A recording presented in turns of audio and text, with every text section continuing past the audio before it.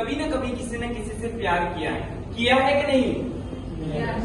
और हमने कभी ना कभी किसी को अपना दिल दिया है कि नहीं?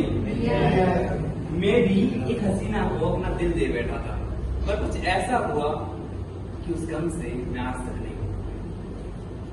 कॉलेज का वो पहला दिन था और हमारी केमिस्ट्री लैब की क्लास होने वाली थी। प्रत्येक इंस्ट्रूमेंट पर कुछ पैर बनाए जा रहे थे और मेरा पैर कोर्स संख्या में स्टूडेंट होने के कारण नहीं बन पाया। मैं किसी की राह में ही बैठा था कि सुंदर सी लड़की ने क्लास में एंटर किया। उसकी एंट्री ऐसी थी जैसे सुष्मिता सेन की मेहुना मूवी में। पता नहीं क्यों उसको देखकर ताजमहल की याद आ गई कि ताजमहल सी थी वो जिसे मोहब्बत के लिए बनाया गया हो, जिसको देखकर खुश हुआ जा सकता है पर अपना नहीं बनाया जा सकता। उसके क्लास में एंटर करते ही सारी लड़कियों ने जलन के मारे लिपस्टिक का टचअप कर लिया था और लड़कों ने इंप्रेशन के मारे अपने बाल सवार लिए थे। जैसे जैसे वो मेरे पास में आती जा रही थी, मेरे दिल की धड़कन जोरों से बढ़ने लगी और वो मेरे पास में आकर बोली कि मैम ने कहा है कि मैं आपको पैर में ज्वाइन कर लूं।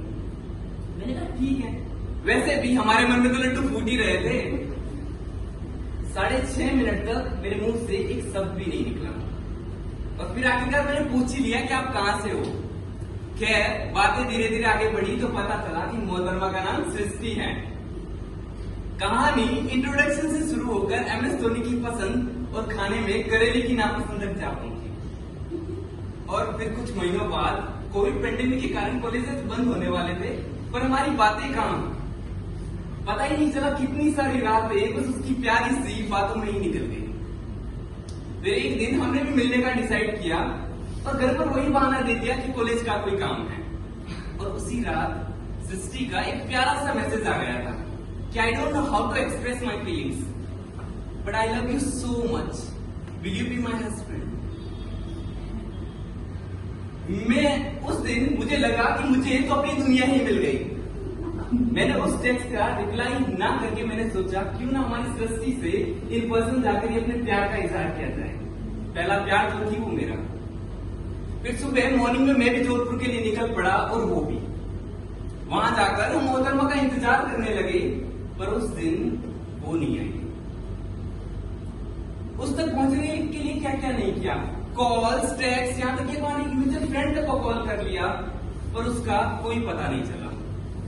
थक कर क्या करता, बस ये सोचकर वहां से निकल गया कि वो कहीं बिजी होगी।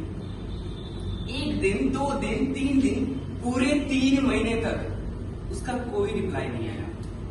फिर मैंने भी सोच लिया कि वो सृष्टि ना तो बस एक ख्वाब था। फिर 3 महीने बाद मुझे पता चला कि कॉलेजेस वापस से खुलने वाले हैं। ये सारा दिल बस उसकी झलक देखने के लिए तरस रहा था और यहाँ पर कुछ शिकायतें इकट्ठा हो गई थी। बस उससे ये पूछना चाहता था कि इन 3 महीनों में तुमने कॉल तक का रिप्लाई नहीं किया। खैर हैरानी की बात तो तब रही जब वो उस दिन भी नहीं आई।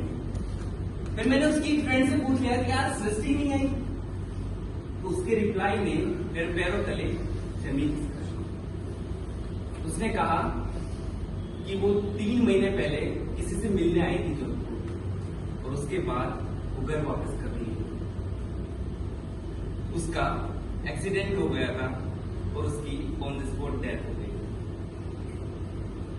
और उस दिन मुझे पता चला कि सृष्टि क्यों नहीं आई थी। मैं खुद को कोसता हुआ बस यही सोचता रह गया कि मैंने उसी दिन सृष्टि से क्यों नहीं कह दिया कि मैं उससे कितना प्यार करता हूं और मैं उसे अपनी लाइफ पार्टनर बनाना चाहता हूं।